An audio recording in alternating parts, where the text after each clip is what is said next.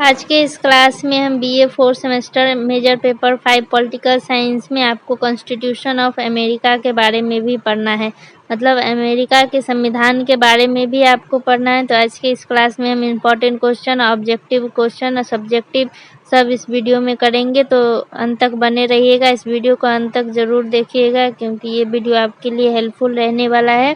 पहला क्वेश्चन है, अमेरिका का संविधान कैसा है? तो अमेरिका का संविधान लिखित है या अलिखित है या लचीला है या परंपरागत है? तो आपका सही आंसर हो जाएगा ऑप्शन ए, लिखित।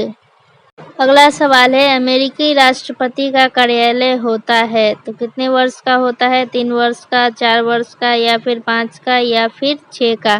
तो इसका सही आंसर हो जाएगा 4 वर्ष। अगला सवाल है, अमेरिका की द्विसदनीय विधायकी का नाम क्या है? ऑप्शन ए संसद, option B Congress, option C Westminster, option D महासभा। तो आपका सही आंसर हो जाएगा ऑप्शन बी कांग्रेस। अगला सवाल है, अमेरिका का संविधान कब लागू हुआ था? 1776 में या 1787 या 1789 या 1791? तो आपका सही आंसर हो जाएगा 1789। 1789 में ही अमेरिका का संविधान लागू हुआ था, तो इसको याद रखिएगा। अगला सवाल है, अमेरिकी सुप्रीम कोर्ट किस भूमिका में होता है? ऑप्शन ए केवल सलाहकार या फिर ऑप्शन बी निष्क्रिय, ऑप्शन सी शक्तिशाली और स्वतंत्र, ऑप्शन डी राष्ट्रपति के अधीन। तो आपका सही आंसर हो जाएगा ऑप्शन सी शक्तिशाली और स्वतंत्र। अगला सवाल है, अमेरिका का संविधान कब अपनाया गया था? तो option A 1776, option B 1787, option C 1791 या फिर ऑप्शन डी 1800। आपका सही आंसर हो जाएगा ऑप्शन बी 1787। अमेरिका का संविधान अपनाया गया था 1787 में और लागू हुआ था 1789 में। अगला सवाल है, अमेरिका के राष्ट्रपति किसे नियुक्त करते हैं? ऑप्शन ए प्रधानमंत्री, ऑप्शन बी मंत्री, ऑप्शन सी संघीय न्यायाधीशों को या फिर ऑप्शन डी राज्यपाल। तो आपका सही आंसर हो जाएगा ऑप्शन सी। अगला सवाल है, अमेरिका के संविधान में संशोधन किसे किया जाता है? ऑप्शन ए राष्ट्रपति के आदेश से, ऑप्शन बी संसद के निर्णय से या फिर ऑप्शन सी 2/3 संसद और राज्यों के समर्थन से। तो आपका सही आंसर ऑप्शन सी ही होगा, 2/3 संसद और राज्यों के समर्थन से अमेरिका के संविधान में संशोधन किया जाता है। अगला सवाल है, अमेरिका के सर्वोच्च न्यायालय के न्यायाधीश को कौन नियुक्त करता है? राष्ट्रपति करते हैं या फिर कांग्रेस या फिर राज्यपाल या फिर जनता? तो आपका सही आंसर हो जाएगा ऑप्शन ए राष्ट्रपति। राष्ट्रपति अमेरिका के सर्वोच्च न्यायालय के न्यायाधीश को नियुक्त करते हैं। अगला सवाल है, अमेरिका के बिल ऑफ राइट में क्या शामिल है? तो बिल ऑफ राइट में नागरिकों के अधिकार के बारे में लिखा गया है। तो आपका आंसर हो जाएगा ऑप्शन ए सही हो जाएगा, ऑप्शन बी गलत जवाब है, ऑप्शन सी भी गलत है और ऑप्शन डी भी है। तो सही आपका ऑप्शन सी ए होगा। अगला सवाल है, अमेरिका में कितने संशोधन है? तो अमेरिका में 27 संशोधन है। तो आपका आंसर सही हो जाएगा ऑप्शन बी। अगला सवाल है, अमेरिकी संविधान किस सिद्धांत पर आधारित है? तो अमेरिकी संविधान शक्तियों का पृथक सिद्धांत पर आधारित है। तो इसमें से आपका ऑप्शन बी हो जाएगा सही आंसर। अगला सवाल है, अमेरिकी विधायिकी के निचले सदन को क्या कहते हैं? तो अमेरिकी विधायिकी के निचले सदन को प्रतिनिधि सभा कहते हैं। तो इसमें से आपका सही आंसर हो जाएगा ऑप्शन बी। अगला सवाल है, अमेरिका में राष्ट्रपति कैसे चुना जाता है? तो अमेरिका में राष्ट्रपति इलेक्टोरल कॉलेज के माध्यम से चुना जाता है। तो ऑप्शन ए आपका गलत जवाब है, ऑप्शन बी आपका सही है, ऑप्शन सी भी गलत है, ऑप्शन डी भी गलत है।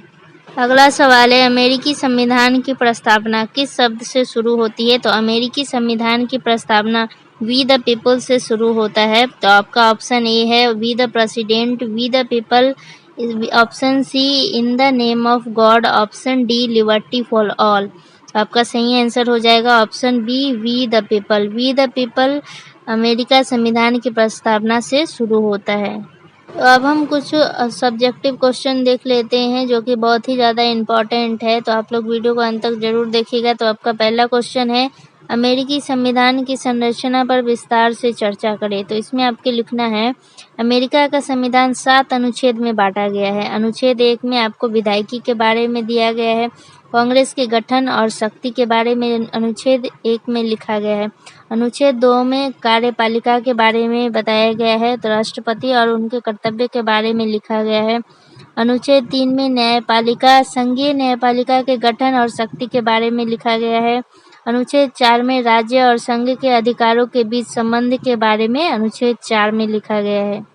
अनुच्छेद 5 में संविधान के संशोधन की प्रक्रिया के बारे में लिखा गया है। अनुच्छेद 6 में संविधान की सर्वोच्चता और संधियों के पालन का आदेश के बारे में लिखा गया है। अनुच्छेद 7 में आपको संविधान को अपनाने की प्रक्रिया के बारे में लिखा गया है। इसके साथ ही बिल ऑफ राइट और अन्य संशोधन ने संविधान को और भी सशक्त और नागरिकों के अधिकारों का रक्षक बनाया है। तो बस इतना आपको इसमें लिखना है। तो अब हम बढ़ते हैं दूसरे सवाल की ओर।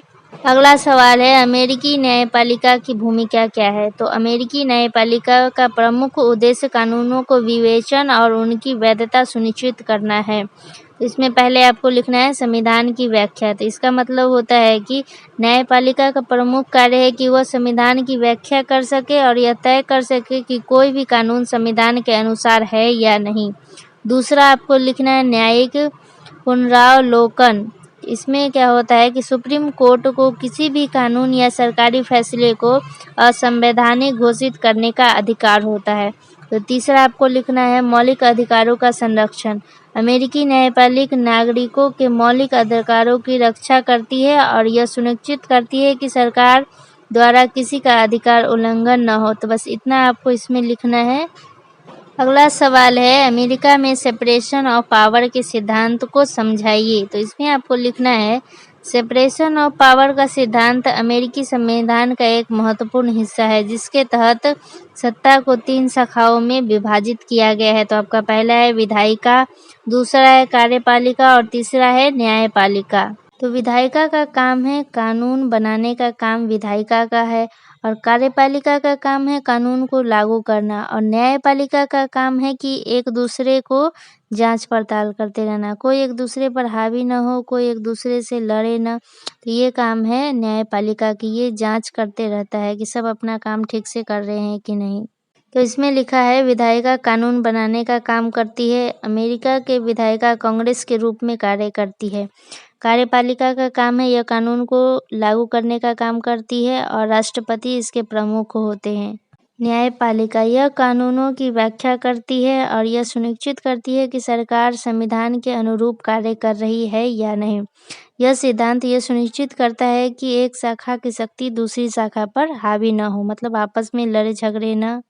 अगला सवाल है, अमेरिकी संविधान में बिल ऑफ राइट का क्या महत्व है? तो बिल ऑफ राइट अमेरिका के संविधान में पहले 10 संशोधन का समूह है जो 1791 में लागू हुआ। इसमें नागरिकों के अधिकारों की रक्षा की गई है। तो मुख्य अधिकार जो शामिल है, तो आपको पहला संशोधन में अभिव्यक्ति, धर्म, प्रेस और शांतिपूर्ण सभाओं का अधिकार दिया गया।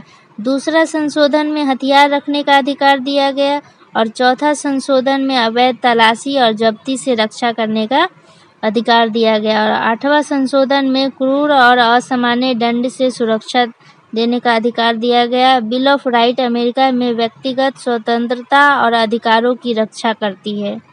अगला सवाल है, अमेरिका में फेडरलिज्म का सिद्धांत क्या है? तो फेडरलिज्म का मतलब होता है कि सरकार की शक्ति का केंद्र और राज्यों के बीच विभाजन। अमेरिका में संघीय सरकार और राज्य सरकार के बीच शक्ति का संतुलन होता है। संघीय सरकार का मतलब होता है राष्ट्रीय स्तर पर कानून बनाती है और विदेश नीति, राष्ट्रीय सुरक्षा और अंतर्राष्ट्रीय संधियों जैसे विषय को नियंत्रण करने का काम संघीय सरकार का है। और राज्य सरकार का क्या काम है कि राज्य स्तर पर शिक्षा, पुलिस, स्वास्थ्य और स्थानीय सरकार की व्यवस्था करती है। यह सिद्धांत सुनिश्चित करता है कि सरकार के दोनों स्तरों के बीच शक्तियों का संतुलन हो। तो ये काम है आपका राज्य सरकार का। अगला सवाल है, अमेरिका का संविधान अन्य देशों के लिए आदर्श क्यों माना जाता है? तो अमेरिका का संविधान को आदर्श मानने के पीछे बहुत सारा कारण है, जिसमें से कुछ कारण यहाँ पे लिखा गया है। तो यह दुनिया का पहला लिखित और स्थिर संविधान है, ये आपका पहला कारण है। दूसरा कारण है कि इसमें नागरिकों के अधिकारों की सुरक्षा का विस्तृत प्रावधान है। और तीसरा कारण है कि यह शक्तियों के पृथक्करण और न्यायिक समीक्षा जैसे सिद्धांतों को अपनाता है। और चौथा कारण है संघीय ढांचा और गणतांत्रिक मूल्यों की स्पष्टता इसे विशिष्ट बनाती है। तो ये सब कारण है जिसके वजह से अमेरिका का संविधान अन्य देशों के लिए आदर्श माना जाता है। अगला सवाल है, अमेरिका में संविधान संशोधन की प्रक्रिया लिखिए। तो अमेरिका में संविधान संशोधन की प्रक्रिया बहुत ही कठिन है। इसमें क्या करना पड़ता है कि किसी प्रस्ताव को कांग्रेस के दोनों सदनों से 2/3 बहुमत की पारित करना होता है। फिर इसे राज्यों की 3/4 विधानसभा द्वारा अनुमोदित करना होता है। इसके बाद ही संशोधन प्रभावित होता है। तो बस इतना आपको इसमें लिखना है। तो आज के इस क्लास में बस इतना ही। वीडियो अच्छा लगा हो तो लाइक, शेयर एंड सब्सक्राइब करें और अपने दोस्तों को भी शेयर करें। तो अब मिलते हैं अब हम अगले क्लास में अगले टॉपिक के साथ। तब तक के लिए धन्यवाद।